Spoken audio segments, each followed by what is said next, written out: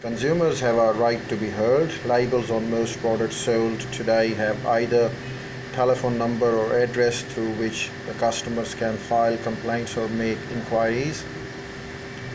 Consumers have a right to choose what they buy.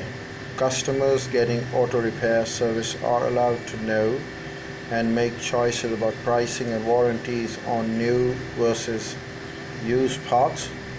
Similarly, with the consent of their doctors, people have the right to choose between name brand and medication versus generic products that might be cheaper.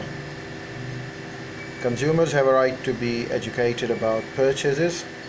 All prescriptions drugs now come with detailed information regarding dosage, possible side effects, and potential interaction with the other medicines or medications.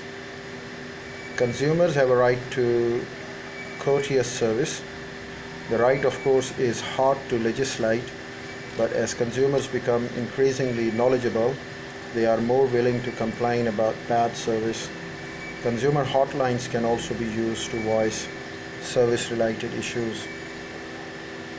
American Home Product provides an instructive example of what can happen to a firm that violates one or more of these consumer rights.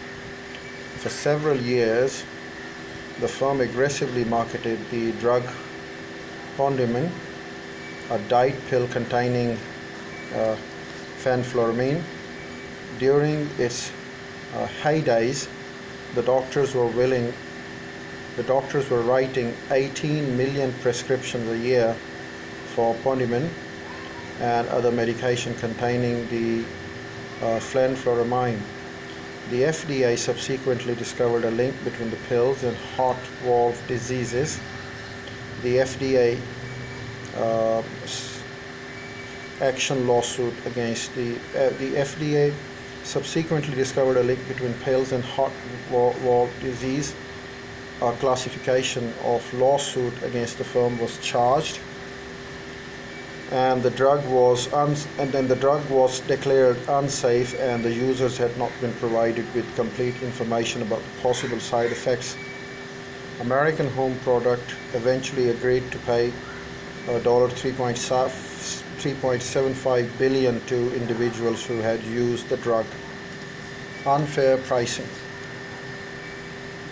Interfering with the competition can take the form of illegal pricing practices. Collision occurs when two or more firms agree to collaborate on such wrongful acts and price fixation.